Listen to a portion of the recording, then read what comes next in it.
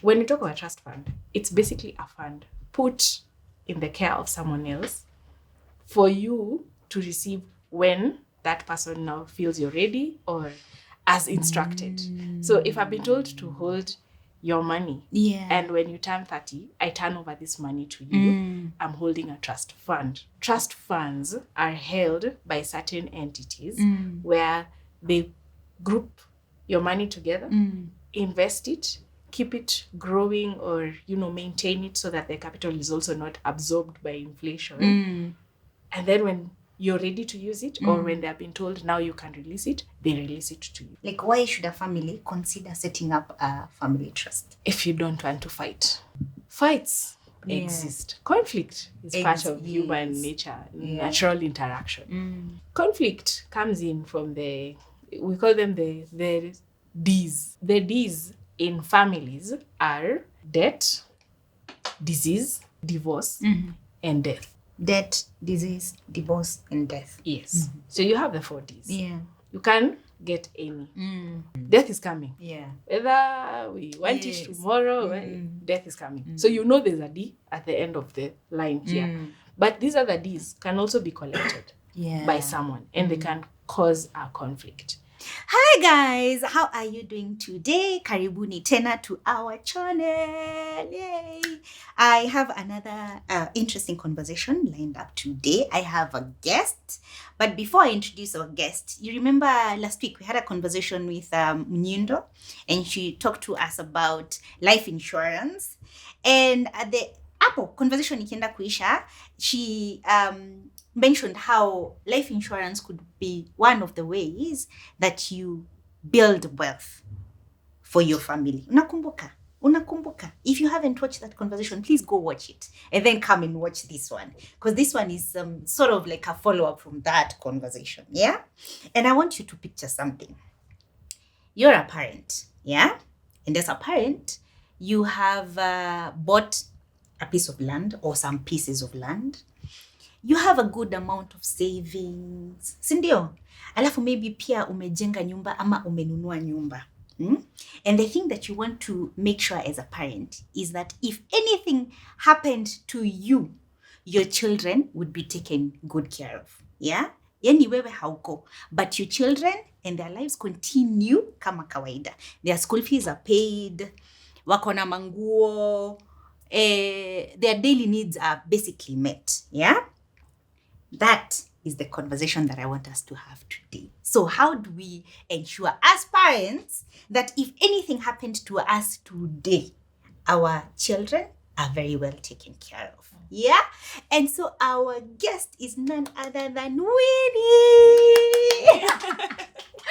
Winnie. Karibu sana. So Winnie is a lawyer, but I want to allow her to introduce herself. Okay. Cindy, you tell us what it is that you do. Okay. Thanks, Judy, for having me. Very nice to be on your channel. And as an introduction, I always start with I am a family woman. I'm a wife and a mom of 2. But my daily work is involved in trust and estate practice. Advocate of the High Court of Kenya is the background that I work on, but I live every day to help families figure out how to plan around what they're building, what they're creating, and how to make sure it stays within the family for as long as possible. Yes. Yay! Just to mention, just like Mnyindo in the last conversation, I actually met Winnie in the same event. Remember, I explained in the last episode that I went to the SHIU event. And there was a panel, and there were 3 fantastic ladies who spoke in that panel. And 4 months later, because we had the event in May, it's now 4 months later, I was telling Mnyindo my life changed. It has not been the same. Yeah. So Mnyindo was one of the people that spoke in that panel. Yeah. And then you are the second person that spoke in that panel. Yes. And the conversation was around estate planning. Yes. Yeah? Yes. Which is exactly what you've mentioned. Like making sure that these things, because we are always, we are told to go to school so that you can get a good job. And then that job will give us some good money. So that we can earn money. Yes. But then nobody tells us beyond Apple what to do with this money. Of course. Yeah. So we are out here every day chasing money. Yes. But then we get the money, but then tufanye nini na hii pesa? Yeah. How do we make sure that we protect this money? And how do we make sure that it stays in the family and benefits not only me kama mama Mumbus, but Mumbus na watoto wa Mumbus na watoto wake na yes. So that's the conversation we're having today. So now during that conversation you mentioned nilisikia words mingi. And I will tell you, Aki, let me tell you where my brain was at that point and where it is right now. Because I remember you mentioned family trusts. You mentioned trust fund. Yes. Trust fund is the word that we've heard of. Yes. But Winnie, every time I heard that word, to me in my head, the picture I had, it's a bit different now 4 months later. The picture I had was billionaires. Billionaires. Yacht. Mtu akona private jet, akona yacht, akona a penthouse in Paris, in New York. For me, when you mention trust fund, that's the picture I had in mind. Now, things have changed, of course, since then. No? Yeah, but when we talk about a family trust, what exactly does that mean? Or maybe the better question to start with would be, what is estate planning? Okay. Yes.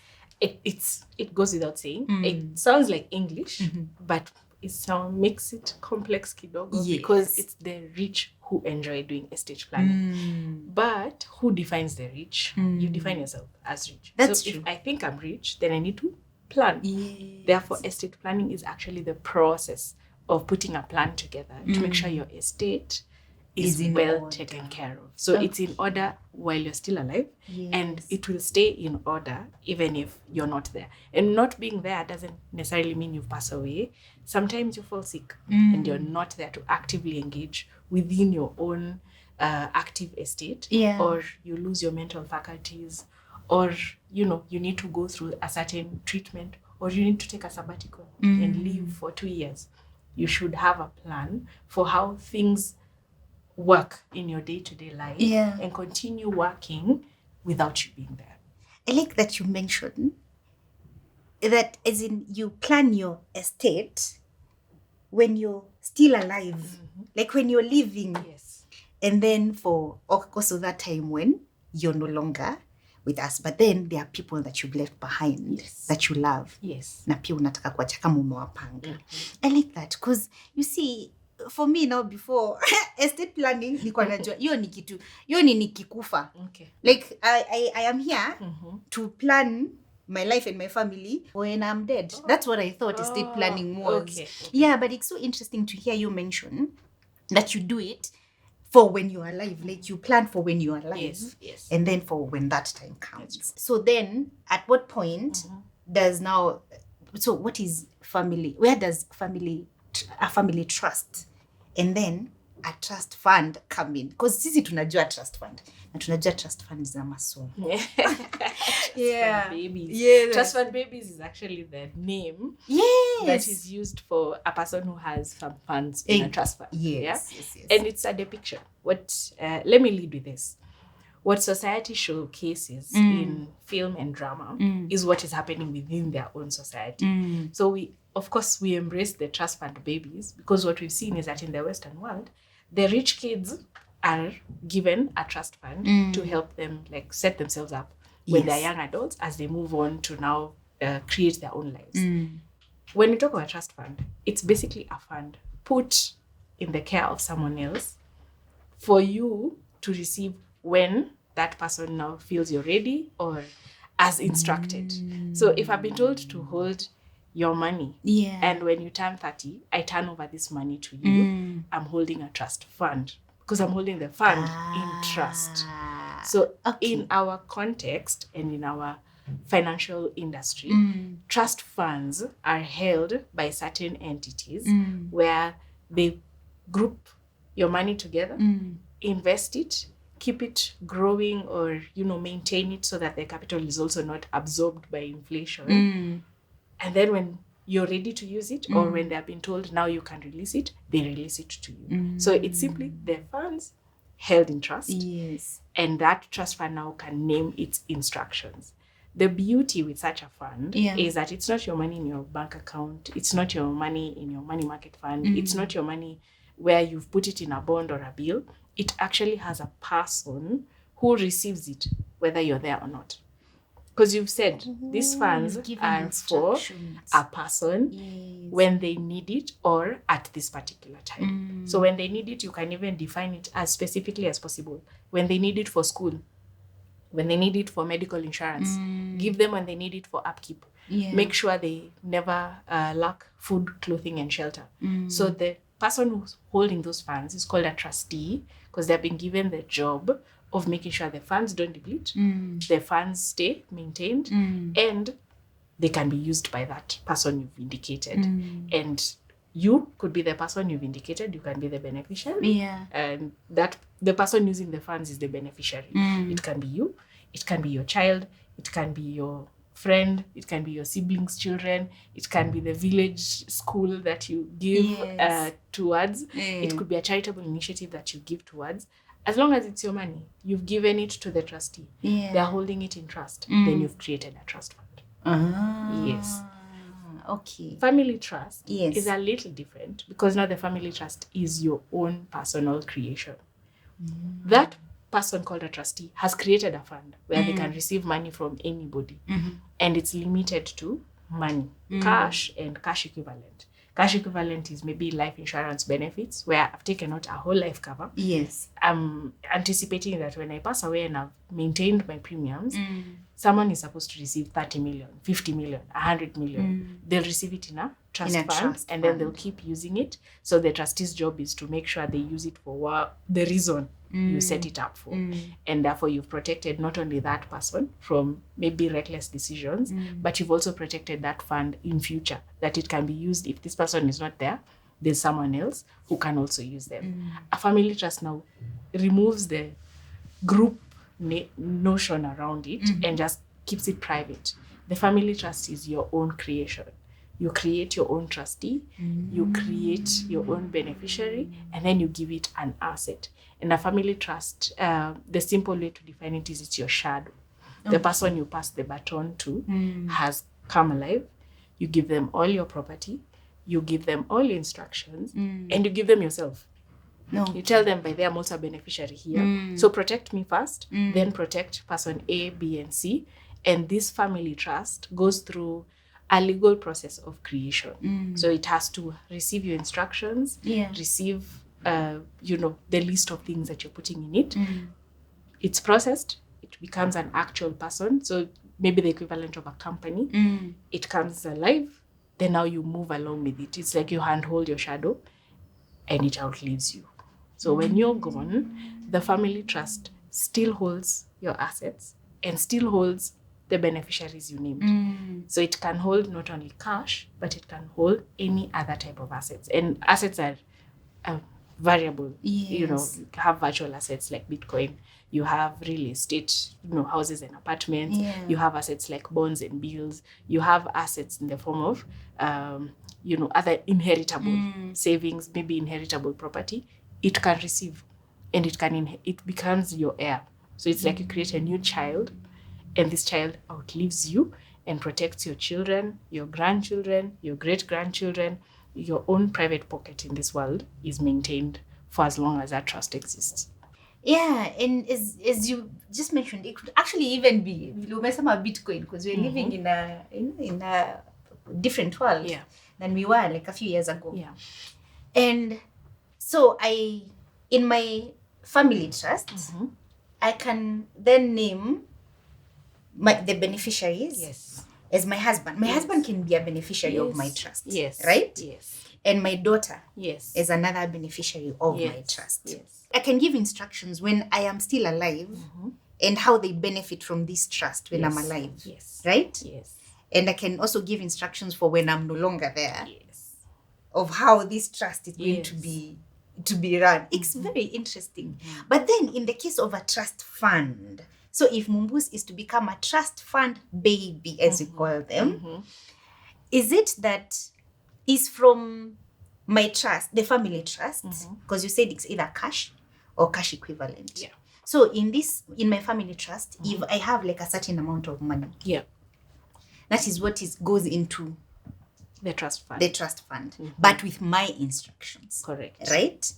And if I have like a life, like a whole life cover, and my sum assured is like 40 million, that is what would go into the trust fund. Yes. Right? So here, let me tweak it a little. Yes. Because the trust fund is an account. So you've opened an account in a bank or you've opened an account with a fund manager. And you say that this fund is to be held in trust for Mumbus. And so and so and so and so. When they turn 30, you can release the funds.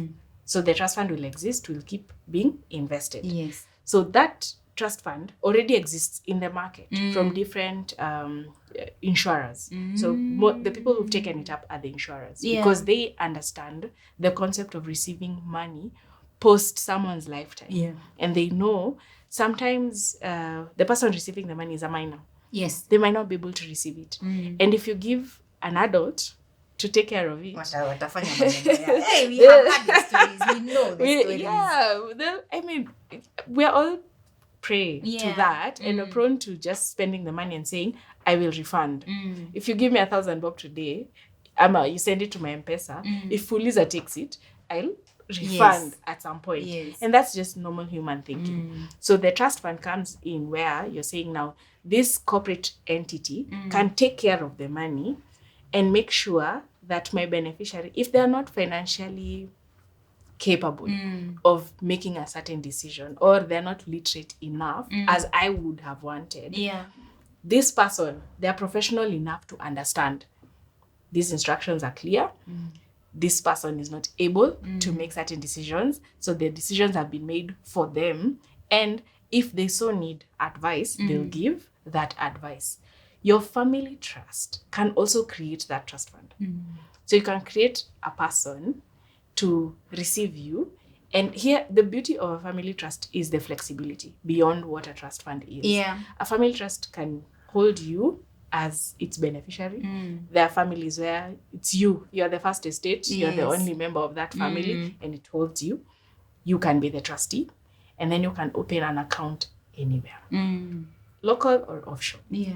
And you call that an actual trust fund because it's still a trust fund. It's still money held in trust for someone else in a fund. So that beneficiary is the person you're defining in a family trust.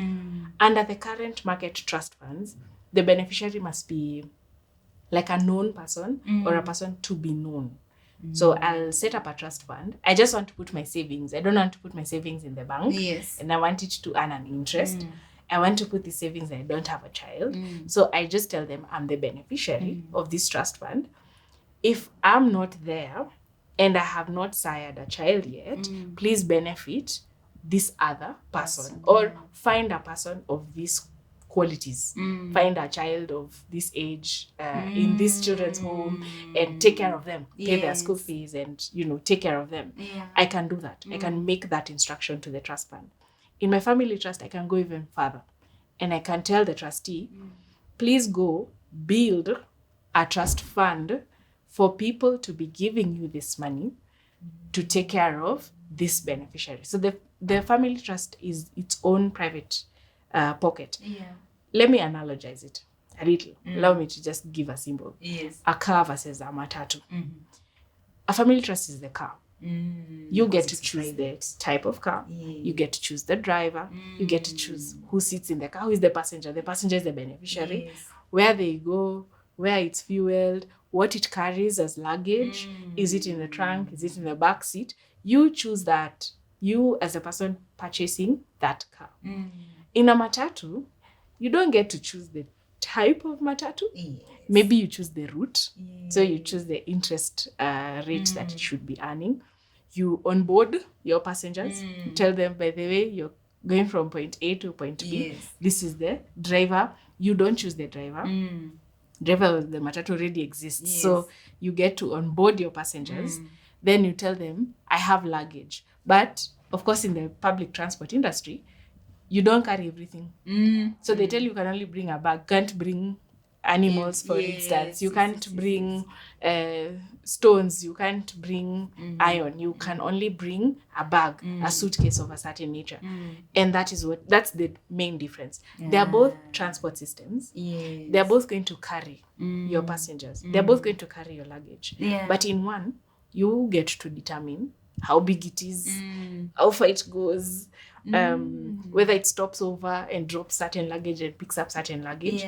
That's what you determine. In the matatu, you only onboard your passengers, including yourself, because you can also be the passenger in the matatu.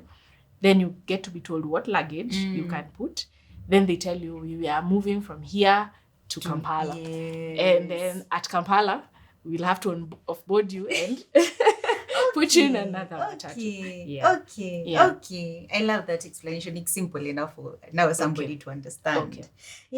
So, why should families consider, why should a family consider setting up a family trust?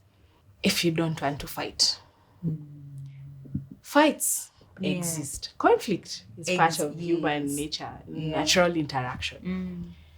Conflict comes in from we call them the D's. The D's. You are A students, and then you can be a D student. No offense to any D student. This has nothing to do with academia. And the D's in families are debt, disease, divorce, and death. Debt, disease, divorce, and death. Yes. So you have the 4 D's. You can get any. One is bound to come. Death. Death is coming. Whether we want it tomorrow, death is coming. So there's a D at the end of the line here. But these other D's can also be collected by someone, and they can cause a conflict. A trust helps you either minimize that conflict or remove the pain points in that conflict.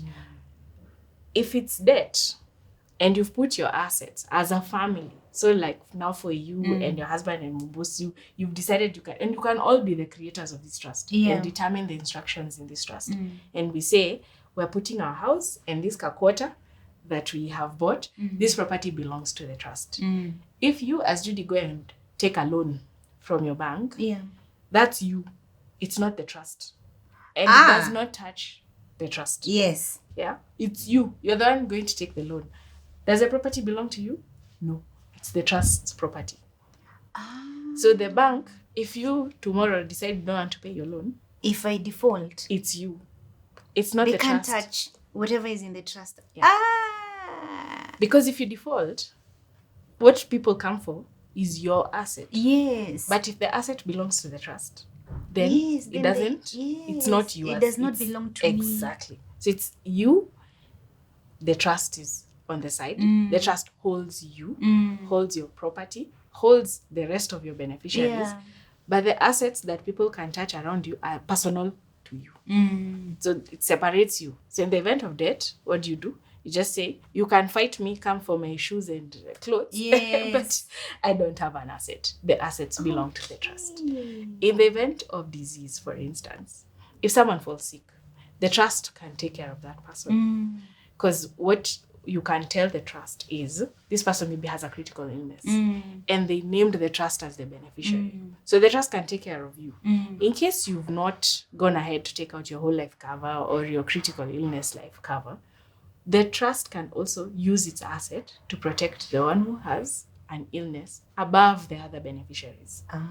You can say we collect a certain rental amount in this trust. It has been saving up and collecting interest in another investment. We have an ill beneficiary. Let's take care of this ill beneficiary privately. Because it's intentional planning around an eventuality. One that you may not be aware of. Divorce and death is now the more painful points come in. When two people choose to get married, if they now decide to go their separate ways, the property in the trust remains in the trust. You go. Whatever was left in the trust remains in the trust. We don't take it out. Because what we see in divorce, especially in the legal practice, is people show up, between you and your husband, you've collected a lot. And people come with documents that I participated in buying this. I helped in setting up this company. I helped in, taking care of this child. We want 50-50. Yeah. A child cannot be split 50-50. A house cannot be sold in half. Maybe That's money true. Yeah. can be divided. Yeah. But maybe you don't want to lose the house because this is where the child lives. So what is the court supposed to do when you're now in a situation where you're separating yourselves? That if you had simply sat down and decided, let's do a family trust, and we put our home and our child in this trust, tukikosana, you go, me I go, but the house is the trust and the child is the trust. We're not taking anyone, we're not subdividing anything. And no one is feeling disenfranchised because so and so got the house because they're the mother, or so and so got the property or the business because they're the ones who paid financially for it. All of it rests in the trusts. We just live with our, sour hearts. Nothing else has pained us financially. So, I have a question there. Okay. So, if I set up the trust, I was married, not before the divorce. And then I set up the trust as me, as Judy, not as Judy and Abel, as Judy. Okay. And then we divorce. It still means that he cannot touch anything that is in that trust. Yes. It can, once you move your assets into the trust, then they can't come for it unless, so here's the caveat. Of course, there are always caveats to everything. You did it to defraud the spouse. So when you set up a trust, especially for a family where the spouses are in communication, it's good to set it up together. If you want to set it up by yourself, Abel has to consent. Your spouse has to say yes, especially in the imagination that mostly you're putting an asset that is real estate. And under our laws, real estate cannot move from one spouse to any third party without the other spouse saying yes. So as long as they've consented, then yes, your statement is correct. There's nothing they can do to that trust. If they consent to you moving your property in your name to a trust that you have created, then they can't take it out of that trust. Okay. Question number 2. Okay. So in that scenario, there's Judy and there's Abel, and we set up our family trust together. Yes. But then now we are divorcing. Yeah. How is it that we had already given instructions into the trust of how we both benefit, from this trust? Then that is how we continue to benefit from the trust. Yes, that's the question. Is that how we continue to benefit from this trust? In the case that in this trust, we had not really named ourselves as beneficiaries. The only person we had named as a beneficiary was probably our daughter Mumbua. Then does that mean that sisi hakuna kitu tunapata? Uende tu ukajitafutie sasa huko kwenye unaenda. How does that work? Completely flexible to your decision making. The best time to create a trust is during your honeymoon. Mapenzi strong. Mapenzi yamenoga, and now we are able to make good decisions. The harder type of people that when we're helping set up a trust, when we're dealing with them, is when they're going through a divorce. Because at that point, you can't really bring in commonalities except children. And sometimes even the children are not really a commonality. Because one person maybe cares more for the children than the other. In an event of divorce, a lot is thrown up in the air. So most times you'll see that the rich, or who we deem the rich, do a prenuptial agreement. That before we get into this union, that completely obliterates all of our individual rights and brings us together as one. Let's decide. I've come in, my mother bought me a house. Your father bought you a car. What does that mean? Does that mean that it's yours, it's ours? Let's decide. And it's an agreement. A trust is a better version of a prenuptial or even a post-nuptial agreement, because a trust allows you to now do the instructions together. We are both coming in. We are both moving our asset into this trust. We want it to benefit only our children. In case you're not there, I'm not there, or we go our separate ways, it will still benefit our children. And as far as I'm concerned, it will only benefit the children of our marriage. Yes. It's an instruction, because you see, the trust is receiving your instruction. If it's supposed to benefit an outsider, let's call them a child that you came into the marriage with, let's decide, is it going to be taking care of that child, or do you set up your own to take care of that child? Then we do this for our common children. And we go as far as telling them, our children, here is a trust created for you. It is a house that we bought in love, and we want it to be maintained for our children. Please don't bring in outsiders. It is for you and your children and your children's children, without the advent of a third party. So you can't take a loan on this house. You can't bring a spouse and start splitting it for divorce purposes. So in divorce, because divorce is painful because of what you feel like you're losing. You're not only losing a relationship or the hopes and dreams of growing old with someone, but you're also losing your investment. You went in together, and here you are saying, I need to separate. What are we separating? So that's where now finances start coming in, and you start quantifying. I quantify. Yes, I was a stay-at-home parent, but I took care of our child. Yes, you bought the investment, and investment could even be you set up a company to start a business. Am I a part owner in this business?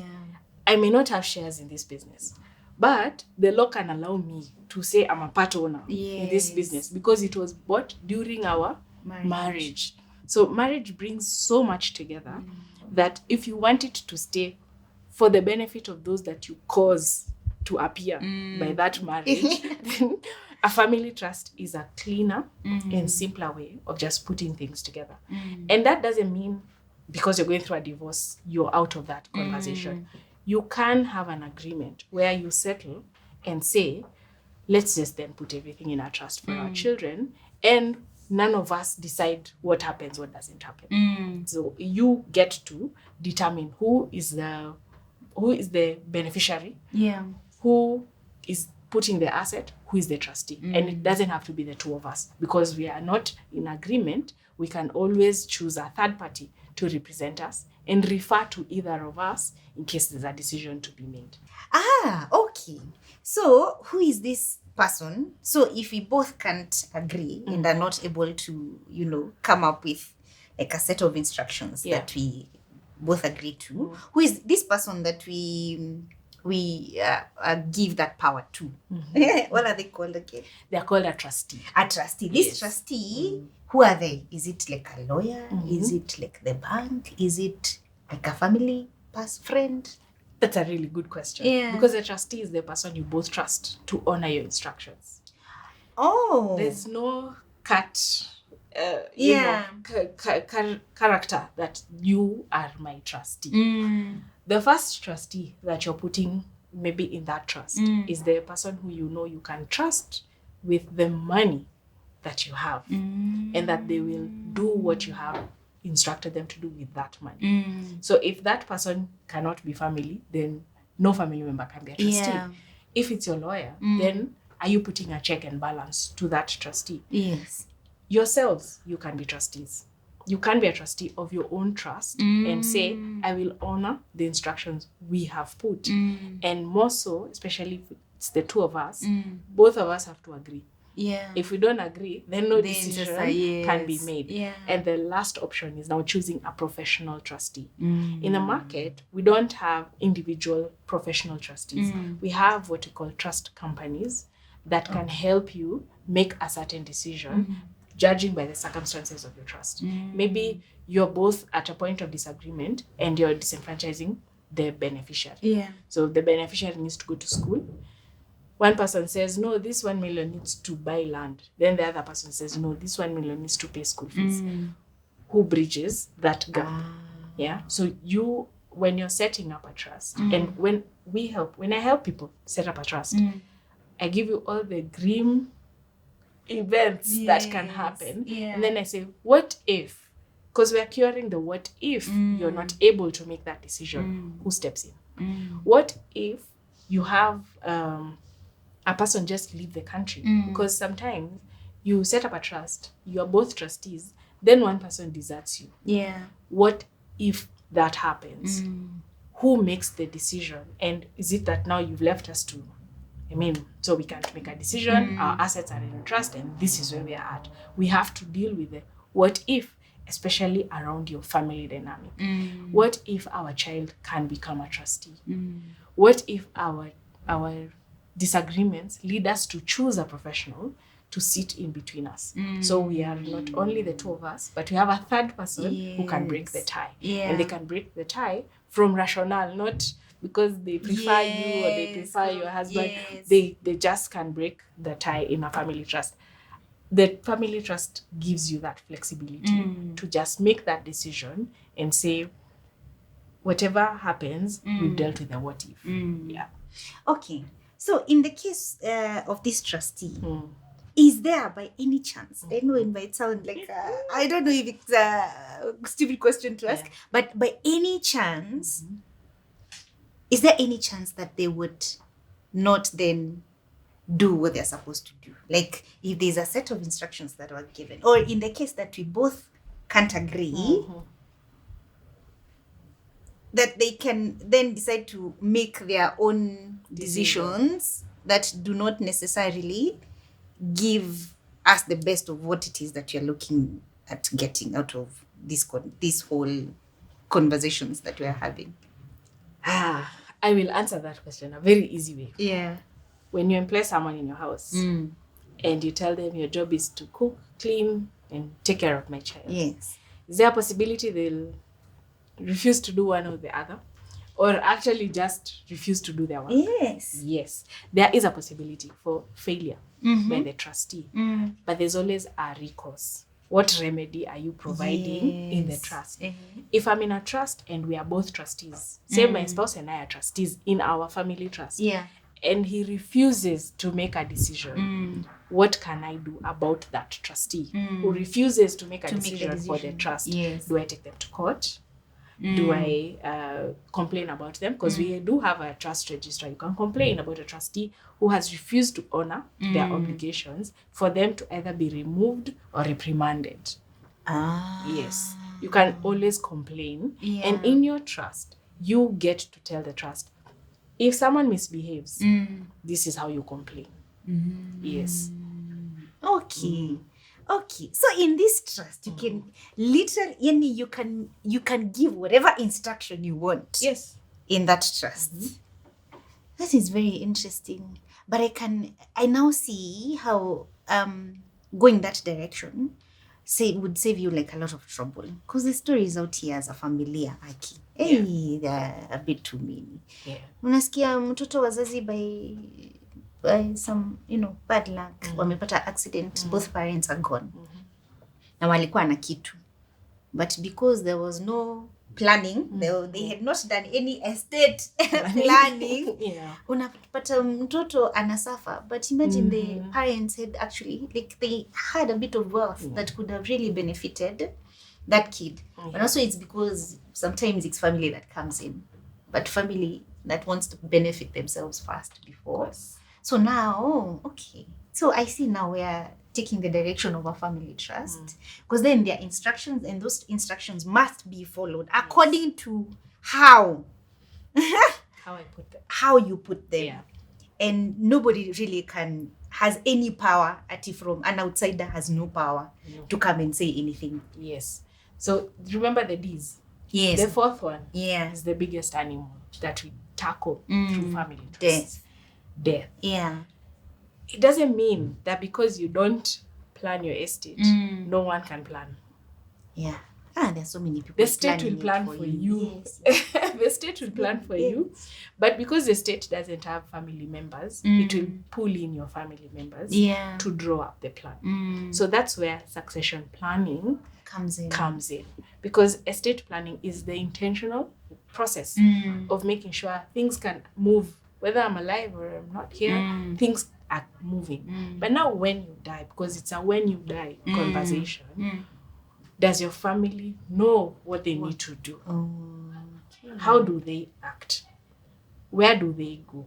What do you own? Which information do we need? You know, in succession, a lot falls through the cracks because we don't know. Simply, we don't know. We didn't know you had this business. We didn't know you'd invested in this charm. We didn't know you owned this property. We didn't know you had this other child. We didn't know you were married. You see, there are so many events that show up, and the person to tell us is not here. So we have to tell ourselves, we have to comfort ourselves, and then we have to make decisions. What decision am I making? In succession, the law of succession is very clear. There are certain people who have priority in coming in. And they come in as dependents. Hear the word dependent. I depended on you while you were alive. Therefore, I come in because I depended on you. But how many people depend on you?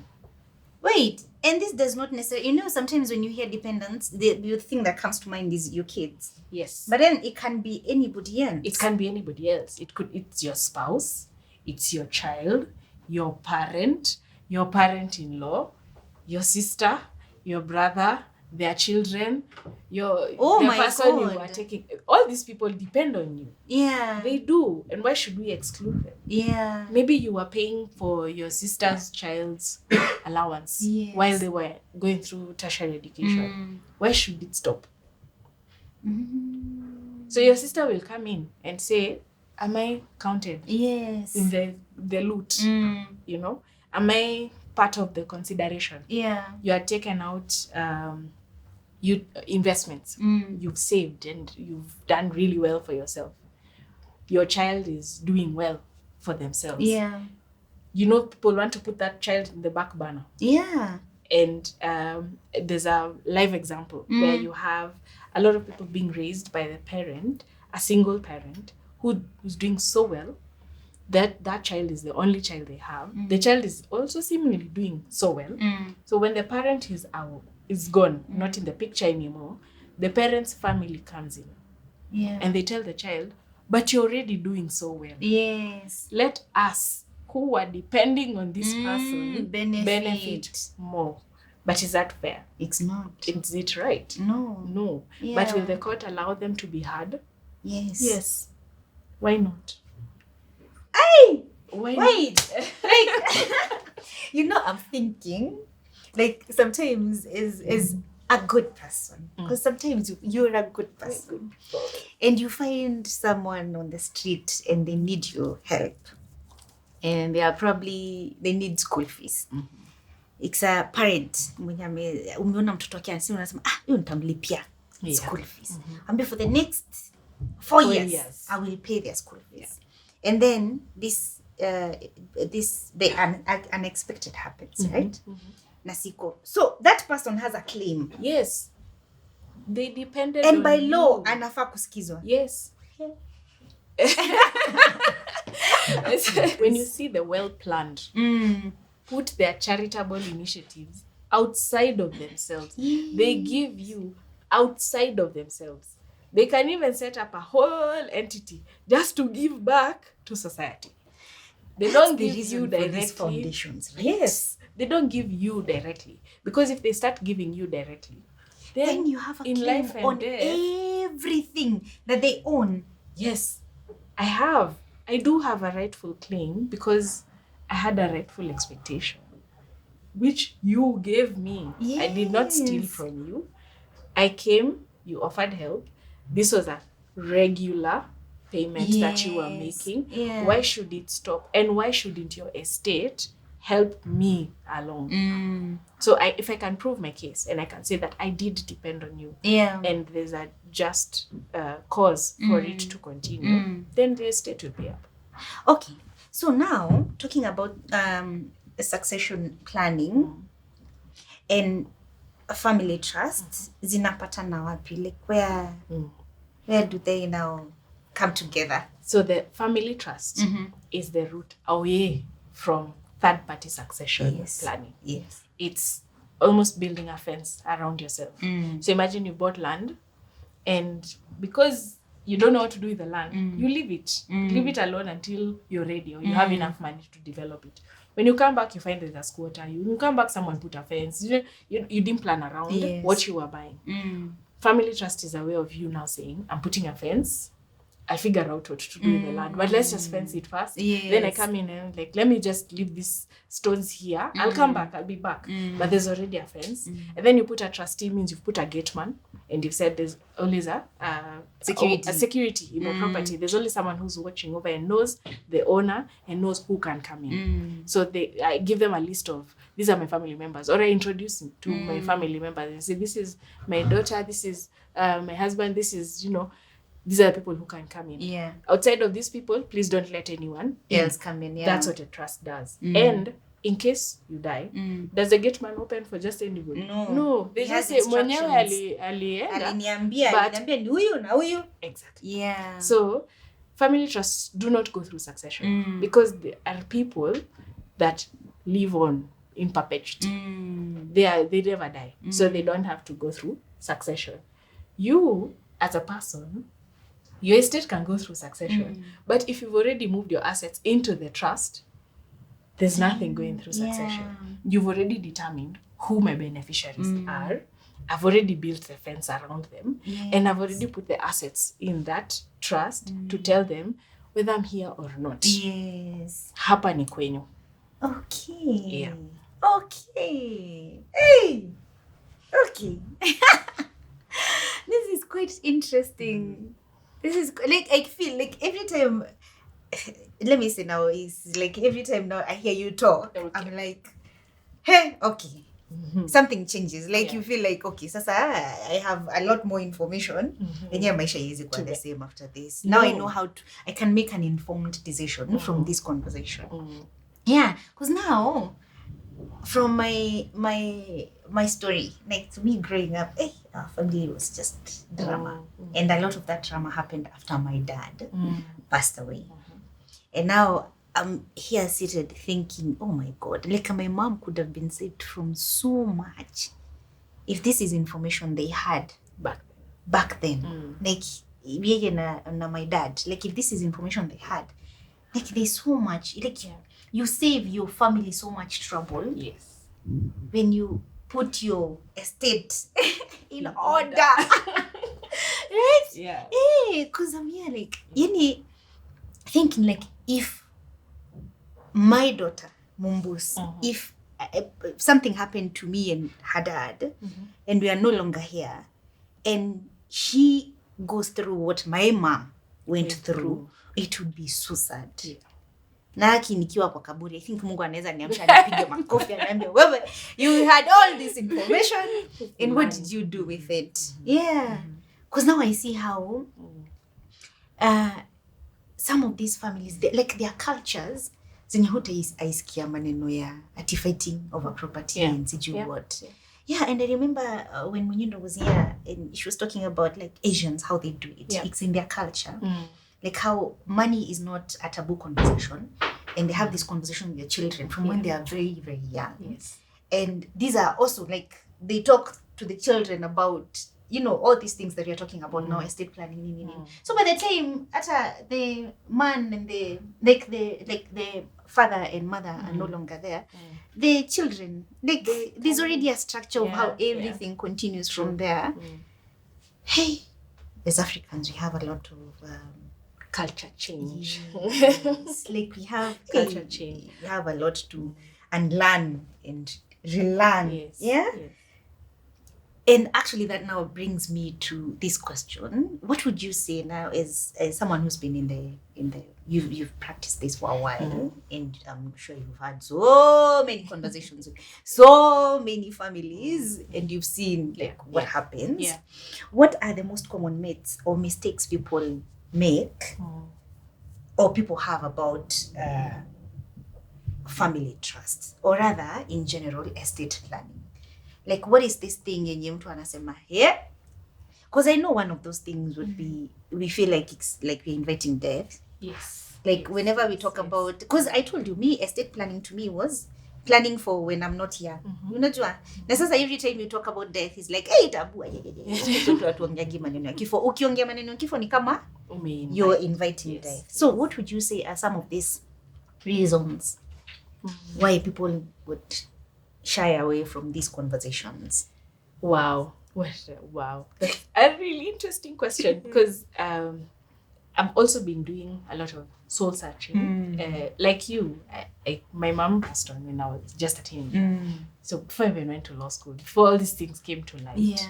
And now I see how that young girl could have really benefited from this conversation. Just this conversation. The first taboo, of course, is if I say it, I will die. Yes, it's gonna happen. If I just, and there's even in culture, and I know from my culture, in the Kikuyu culture, there's even a saying for you don't do things when you're alive. You don't start dividing yourself when you're alive. Okay? Yes. And culture has really stopped us at the gate of many things and a lot of improvement in life. And maybe culture is a way of holding on to our identity where we feel like we're losing it, because that particular notion is false. Our predecessors, our grandparents, they told their children, they told them, you'll build there, you go start another family elsewhere. You, now that you're married, here is your portion and don't come back. That was planning. Much as it was not documented, it was planning. Our parents and maybe the more senior people in society are afraid because of so many changes that have happened in such a short span of time, where you feel you're being caught flat-footed. You still want to take care of your children. Maybe even want to take care of your grandchildren, but how do you do it? And how do you do it in a way that is more sustainable? You're afraid of loss. Maybe you've seen what has happened in other families. So there's a fear of, what if I don't make the right decision? What if this is not the right decision? And just for that basic fear, I tell you, if you have a fear of how your things will be controlled or contained when you're not there, a family trust is the only solution you have. The only. You may choose to write a will, but that's not a solution. We also have a fear of not the looming, but I'm not yet there. Sijafika hapo. I'm not sick. Not old enough. I'm not yet married. I don't yet have a child. Why am I planning? I don't yet earn what I want to earn. And you could be, someone who's earning 10K is dreaming of 100. Someone who's earning 100 is dreaming of 500. That's true. The one with 500 is dreaming of 1 million. And the one with 1 million is everyone is dreaming of there yet. But when is it going to come? Because believe it or not, you don't control your own destiny. You don't get to decide when you leave Earth. That's true. It will come. But if you wait for the yet, it means you know when you're going. So if you already have that backup plan for when you're going, then that fear should not count for you. You just keep moving with your life. The yet you're already determined. But if you're like all of us, the rest of us who don't know, then that yet is just a ticking time bomb. It's a ticking time bomb for, okay, so when you get married, will things change? Will your mindset have changed?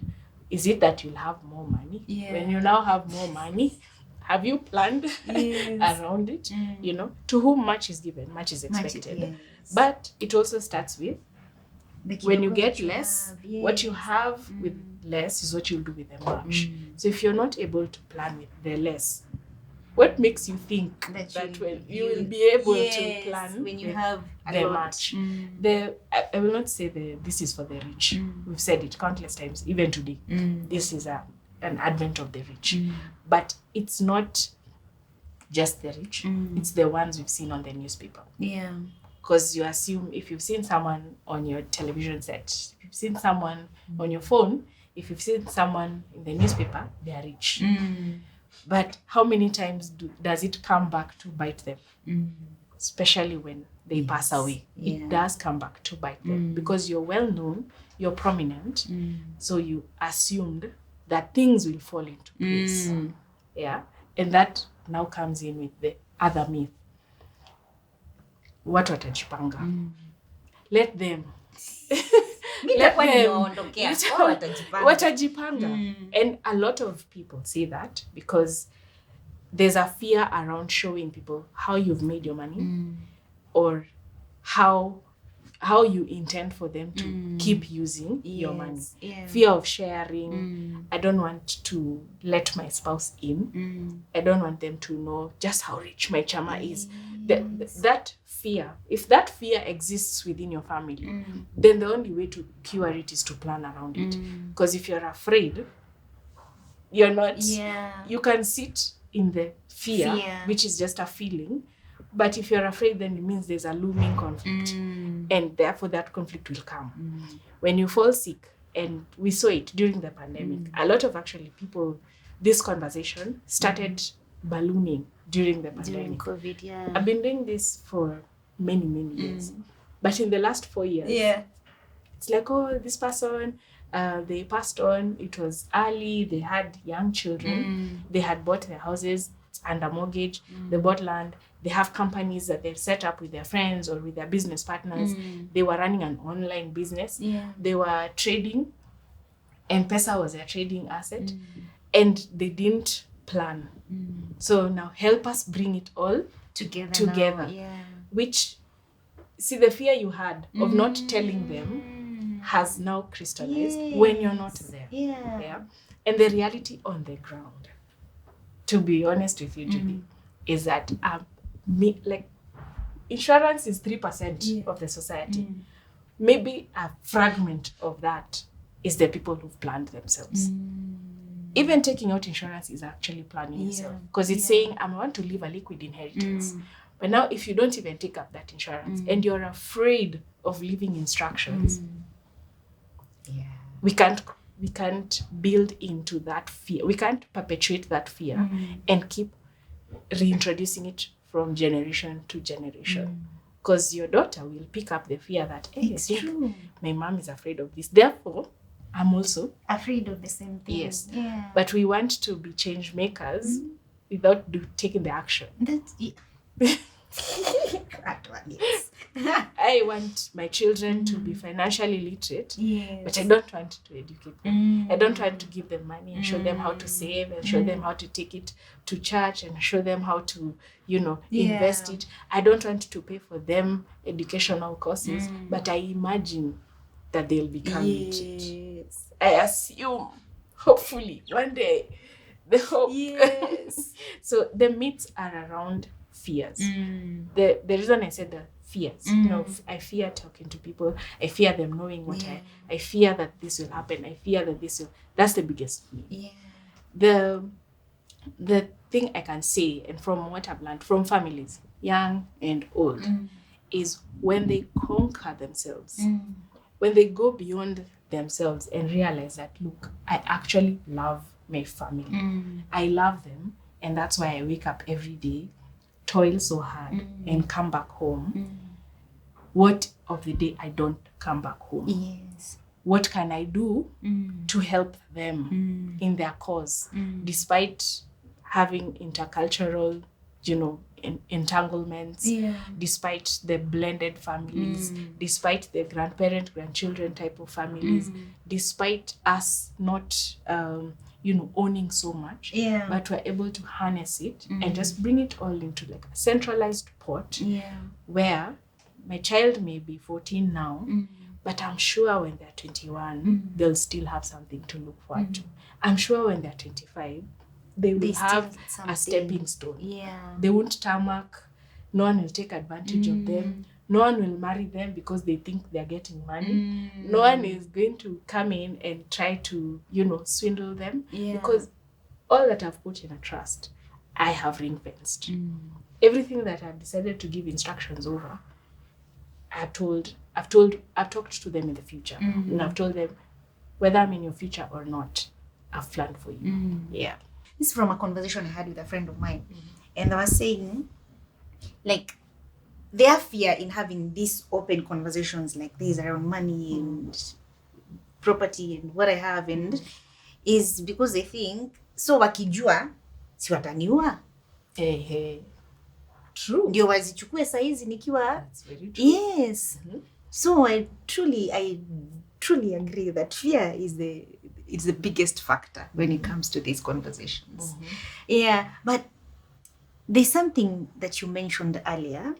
You said in a trust, in a family trust, or even in a trust fund, the money, the investments that are in those trusts, they keep growing, right?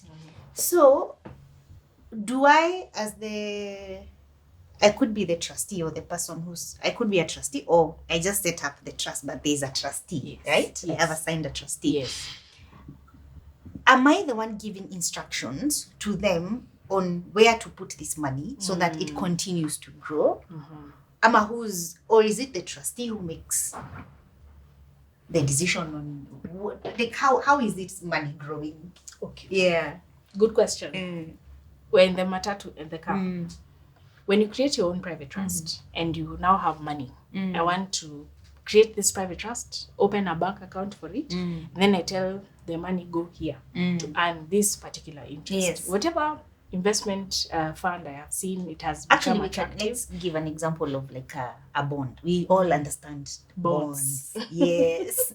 Yeah, the language of tomorrow. Yeah. So yeah. I have bought a bond, a government bond, say of maybe 1 million Kenya shillings, and it's in the family trust. Yes. How is that bond growing? The bond, you see, the bond is the investment. A bond is an investment platform. Yes. What you have paid is to invest in that bond. So you've bought a future repayment, which is coming with an interest. That bond can sit in a family trust and it will always be received. So the coupon will be received in the family trust bank account. And when the bond matures, the family trust will receive it. Bonds are usually between 15 to 18, 19 years. Yeah.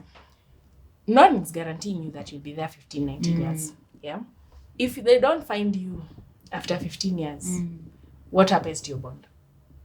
If now it has matured. Yeah. We are here, we are saying, thank you for giving us this 1 million shillings. Yeah. Here is your 1 million back. But now there's no one. I'm You're no not there. Yeah. Where do they take that money? Oh, they put it in whatever bank I had opened. They put it in the unclaimed financial assets. Ah! Yes, there's no one to receive your bond. So if you're not there, and now it needs to be redeemed. If your estate does not know, by your estate I mean the people who you've left behind don't know you bought a bond. The bond will keep staying in that investment until it's ready to mature. Now when it matures or it's ready to be redeemed, who do they give? Goes to the unclaimed financial assets. Even the money you put in your money market, it goes. If you've not actively communicated with this person, it goes to the unclaimed financial assets. Even the money you receive on your M-Pesa, no one knows your PIN because PIN yako siri yako. We say it, we live by it, but I can assure you, and this I've seen countless families go through. This person was receiving majority of their payments through M-Pesa, whether it's rent from commercial spaces, residential rent, people are paying you maybe through M-Pesa. No one has access to your M-Pesa. They don't know how to access that M-Pesa unless they get a court order. They don't know how to go to court because they have to collect all these other things about you. And if this money is not claimed within the next 2 years, it goes to unclaimed financial assets. So if it has to go to unclaimed financial assets, there's a whole process of taking it out. Yeah. Because they will ask for a court order that come and show us you've gone through the succession process. Come and show us you've done this particular process. The trust fund cures that. Yeah. Because you've told the trust fund, here's my money. Please buy that bond. In any eventuality, the bond pays back. The trust fund. Yeah. Yeah. So whether it's just a cash trust fund, as we had explained it, or now it's your family trust that has bought the bond. Yeah. The family trust can have its own account and it will receive the bond. So whoever will be there at that time will still receive the investment. The trust fund itself, the commercial trust funds that we have, they have options. You don't just get to invest in your money market. You can tell them, I think my money can do more. Can there be options? Do I have options for where to send this money so that it can earn a better interest than what is available for this option or available for that option? Yeah. You just need to ask. You don't just give money without questioning what can the money do for me. And some things can always open up different options. Yeah. Of course, being a commercial venture, it's a business for the trustee. So the trustee will tell you, maybe we can have this conversation if you're talking about 5 million, but not 500,000. Well, we can't be having options. Small money conversation. We will tell you. So you ask, and they can open up that conversation. But guaranteed, if you set it up in a trust format, it has a bounce back. Yeah. The bounce back is not their claim financial assets, and the bounce back is not to be forgotten. The bounce back is into the trust. Yeah. Oh my God. Like, I'm really enjoying having these conversations. As in the previous conversation where we spoke about the life insurance, and now this conversation, because then it goes into explaining even further why this is so important. Yeah, because now from the previous conversation, Mnindo had spoken about a client who had like a whole life cover, and the sum assured was like 300 million. And you can imagine, like, you've lived your entire life working tirelessly, like working so hard, hustling for this money, which is what we do every day we wake up.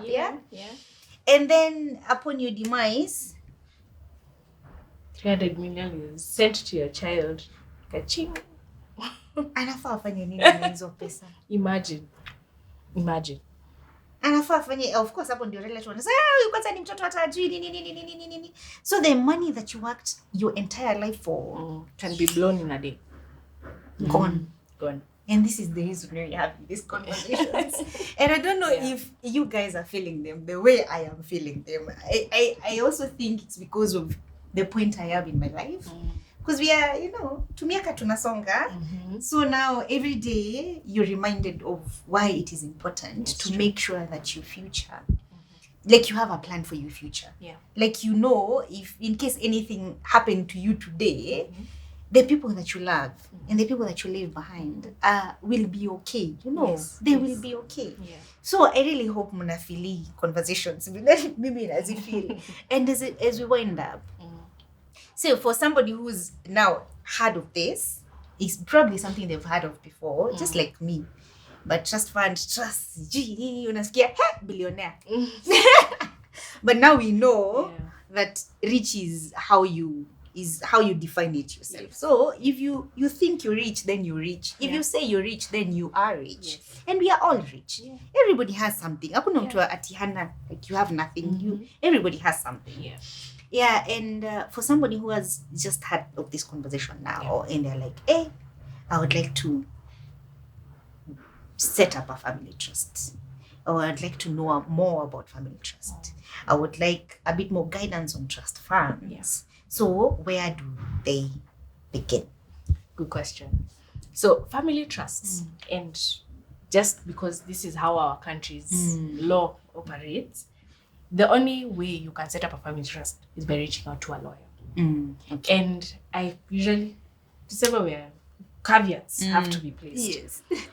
Lawyers are good at many things, but not every lawyer is good at everything. So there are lawyers who are excellent at helping you plan your estate. There are lawyers who are excellent at helping you buy and sell all of your assets. There are lawyers who are fantastic at putting your company together and now helping you see how it can progress. You know, it's a strategic plan. An estate plan is strategically planning out your wealth. There are lawyers who can help you sit down and do a trust from start to finish. Before it even comes alive, you know where the trust will start, who is affected, how they're affected, what kind of wealth we're going to put into it. The lawyer you go to is a make or break of your instructions. Because sometimes you come to me and I tell you, for you a trust won't work. Let's just work on a will. You leave your instructions, and because your family is already non-contentious, they won't fight this will. So let's just write this will and move it along. But there are people I meet immediately. Like, hey, family trust. A family trust is the only way out for you because your family dynamic has insisted that there are certain moving parts that are out of your control. So keep what is within your control and help them fight in the bedroom, not outside. Okay? So you bring it all in and we say, what assets are you dealing with? What kind of people are you dealing with in your family? What role do you play in your family? And a good lawyer will help you first ask those questions before telling you to set up a family trust. The trust fund community is not so big because they're not so, you know, it's it's almost like a new thing in the market, much as it has existed for decades. It's new because of the advent of nominating a beneficiary. As long as a fund allows you to nominate a beneficiary and you can see there that they will hold it in trust, it's a trust fund. So there are many funds, many fund managers, different kinds of funds. They'll even tell you, yes, you can write your next of kin. But your next of kin and your beneficiary are two different people. Next of kin only accesses information. And sometimes they don't even get the information they need. The beneficiary accesses their funds. Not just the information. A beneficiary can come and I say, I am Judy's beneficiary. This is my name. This is my ID. Give me the funds. And the trustee will say, okay, oh yeah, indeed, she had written your name. Here are the funds. Without question, without any court orders necessary, without any guardian following, I'm a beneficiary. I have access, immediate access to the funds. So a fund that allows you, because you need to ask. Again, said ask. When someone is telling you put your money here, ask them, how do I get it out? And if I nominate a beneficiary, can they get it out without having to go through a court process? If the answer to both questions is yes, you have access, and yes, they can get it out without a court process, then it's a trust fund. And you can comfortably put your money in that trust fund. And now you ask them, I've seen my money has grown. Can we put it into a different venture? Can we, purchase this property? Can we buy into a different investment? And because most trust funds are invested by trustees, they have a fund manager who unlocks those options. So if you want to read out on family trust, and this question like every day, what's the difference between a family trust and a foundation? Foundations are set for public use and mostly for maybe charitable organizations. Family trust is the only private trust entity. The only private. You set it up over property that you have, property that we have. It's not limited to family related to you by blood. As long as I've coined it as a family trust. So you can be even friends. Me and you, yes, we are friends. We want to invest together. And we want to set up a trust that nominates our children. We set up a family trust. We determine who is our family. No one else outside determines who is my family. I can set a family trust for my pets. I can put it. You've seen people set up family trust for their pets? For not necessarily for their pets, but for the protection of animal welfare. Yes, because it's my property. I have a home. It has a garden. It has, it's maintained properly. Animals can be taken care of here. Or I have land, and this is what I choose to do with my land. Or I have this type of asset. Maybe I have 100 million in the bank, and I want to put a trust and make sure this trust always provides for this venture. I can't do that because it's mine. Yeah. I get to determine where my asset goes, not the state, not a committee formed from my family, not my uncles, not my spouse. Yeah. I get to determine. That is the key in family trust planning or estate planning. Yeah. It's your choice, not everybody else's. Yeah. I like that. I like that very much. I like it. So, Yani, this has been a very good conversation. And now I feel like now I even have like a much better understanding of because this trust fund hiyo ndio tulikuwa tunasikia sana. Yeah, but now we know how each plays into the estate plan. Yeah, thank you so much, Winnie. Thank you so much. I will make sure that I have in the description box I have left your contact details there. So that whoever wants to reach out after this, whoever feels like, I need that family trust, or maybe I need to write that will, or whatever it is that you need in the estate planning conversation, then they can reach out to you. That would be okay, right? Yeah. And if they have any other questions, because we've spoken to Meongea Sana, so if they have any other questions, they can ask in the comment section, and we will try to answer those questions. Yeah, and I hope mnasikia vile mimi nasikia. Acha niulize crew yangu. Mkami unasikia aje? Nasikia kwa kwanza hata niko na swali. Good. Eka microphone hapo tusikie swali ya Mkami. Ask your question. So, at the end of the day, family trust or a will? A family trust. Why not a will? Because in my thinking, a will eliminates the third party, which is the trustee. So why would I go with a route that, so as you said, when Judy asked, a trustee can decide not to action as they should be. Yeah. But if I have a will and I say this particular property is supposed to directly go to, for instance, Ous, you see now there is no that party. So why is it better than a will? Other than the fact that a will is executed upon death. Other than the fact. Yes. Because I know that's the main part. fact. Yeah. The main fact is a will activates on your death. Yes. You can't control how your will goes, whether it gets legs or not. So imagine this, and allow me to use this analogy. A family trust is like getting a baby and making sure the baby is born. A will is like putting a baby in a test tube and hoping it will be born. Okay. Hoping that it will get a warm womb to give it life. You can. It's okay to leave instructions in a will. Actually, I advocate for everybody having a will. Everyone, every adult human being walking this earth needs to have a will, because we can't keep assuming what you want. We can't keep second guessing ourselves and saying, oh, this person wanted to be buried, or maybe there was land, or this person wanted a celebration, or this person, we don't even know you have a last expense cover. Here we are contributing and fundraising for your funeral.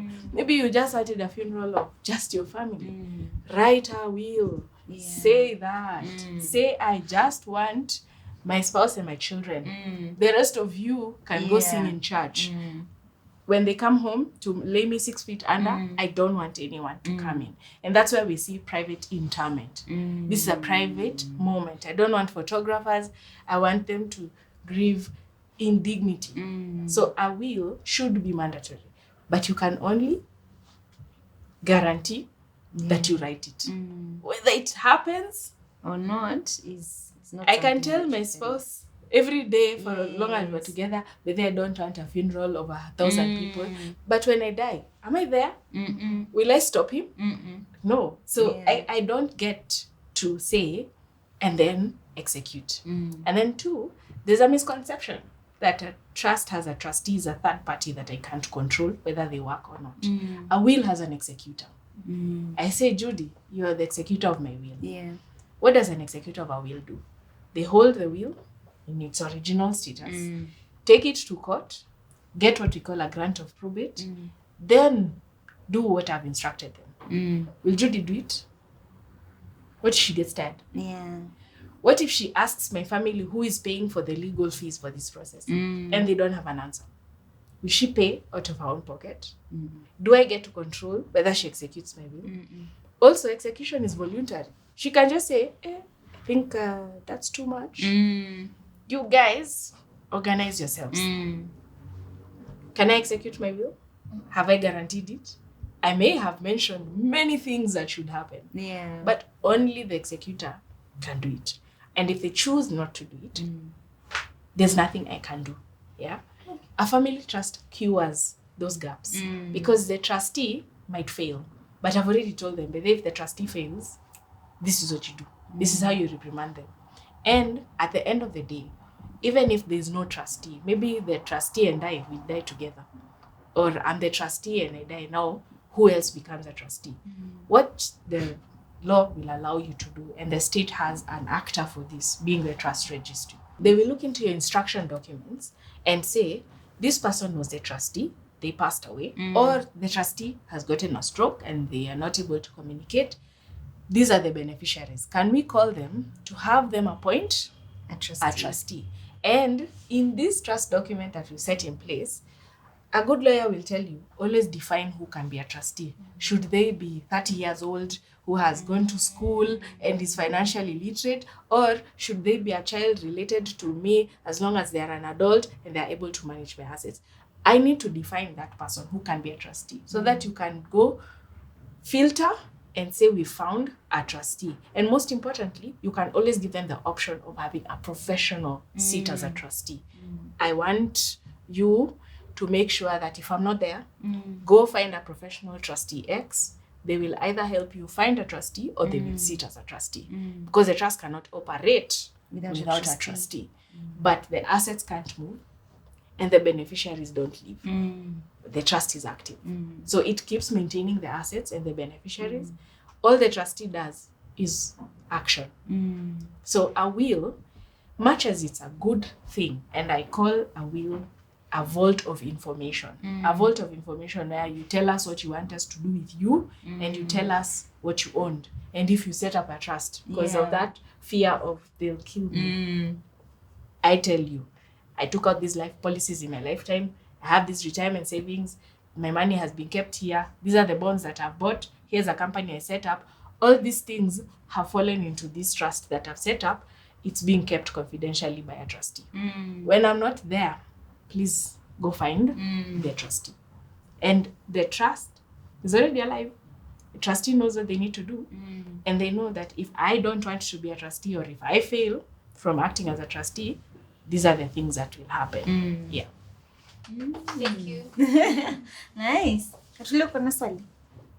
Just thinking, how does the trustee benefit from all that? From doing all that one. It's that's a good work. question. Yeah. Yes. It's work. And there are two options.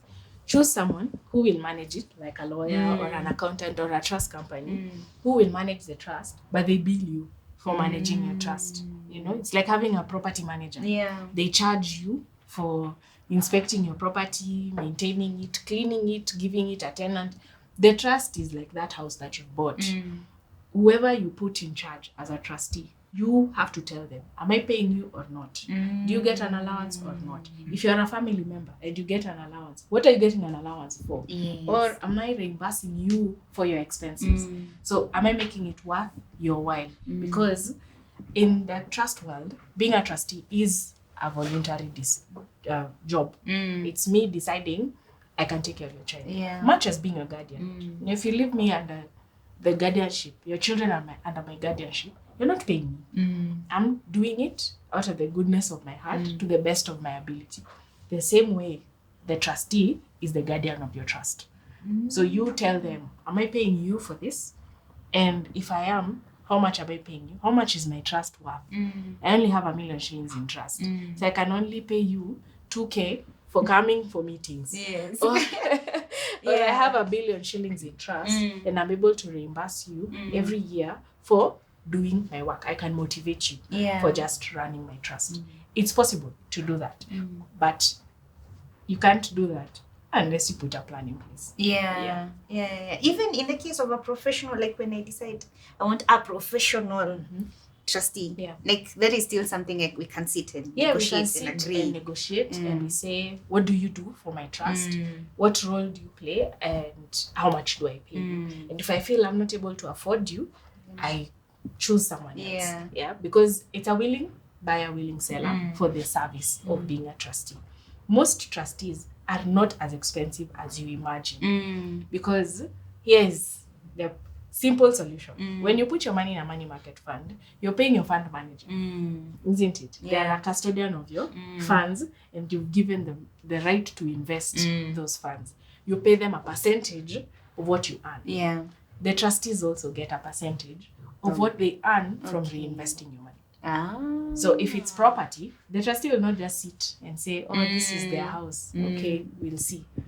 They'll find a tenant, they'll inspect it, because they can be penalized for not doing their job. They have to comply with the role they have been given. They have to give a list of, here are the assets that are under this trust. Here are the things I've done through the year. And they must give that report, not only back to the state, but to the beneficiaries themselves. So they must sit to the beneficiaries and tell them, oh, your land, we've paid the land rates.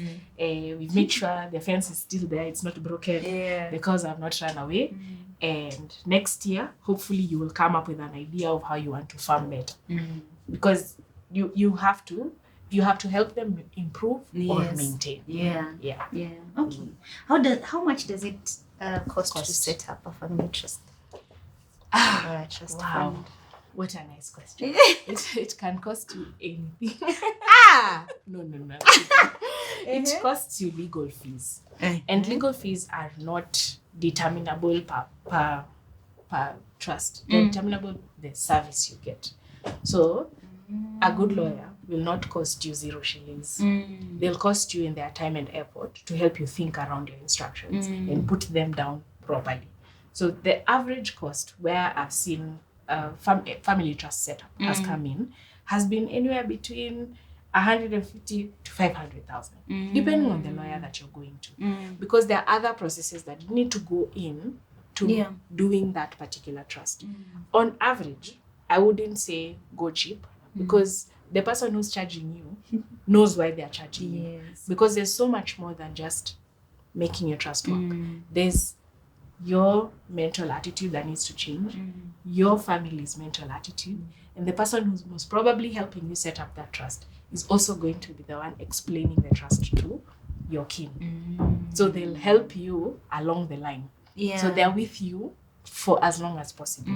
So I don't like to say it costs X, because X is not mine to determine. It's not, if you come to me, I'll tell you how much it costs, and we'll walk you through how much it costs and how you can pay it, and how many people are involved in that particular setup. But if you go to anyone and they just say, I can set up this trust for you, okay, that's up to you. But the trust fund, remember the trust fund matatu analogy? Setting up a trust fund is free. Oh, completely free? Yes, it's free. It's free to set up. You You just go to the trustee and tell them how to set up a trust fund. Then they walk you through how to give them the funds, because it's funds you're moving to them. You're giving them the job of investing these funds. You're giving them the job of paying out your expenses. You're giving them the job of keeping the records of those funds and making them accessible when you want. So they'll tell you, we will charge you maybe 1% of the value of what you give us the investment, the money. per periodically. But for you to set it up, It's free. Okay. All right. Kuna mtu mwingine ako na swali? Mimi nasikia maswali zangu zimeisha. Awesome. Thank you so much, Winnie. Oh, wow. I hope there's something that you've learned. And in case you have any more questions, a question that you'd like to ask Winnie, as you inaweza kuwa si ya comment section, it could be something like a question that you would like to talk to her about, please check the description box. I have left all her contact information there. And I really hope we do better for our children going forward, for the people that we love. It could be the person you love is your sister. Yeah. Yeah. Could be the person you love is your grandma. Could be the person you love is your, like your parents. Yeah. Your life But partner. exactly, your life partner. So we need to, I hope that moving forward after listening to these conversations, we are able to do better for the people that we love. Yes. Yeah, because I think the lesson that I've learned from these conversations is when, like, thinking beyond not just yourself, like thinking about the people that are in your life and the people that you care about and wanting to see the very best for them when you're alive and even when that time comes and you go kumeenda, si ndio? Thank you so much, Winnie. That was a fantastic conversation. Please, until next time, nasikia tumemaliza maswali. Until next time, guys. Bye. Thank you.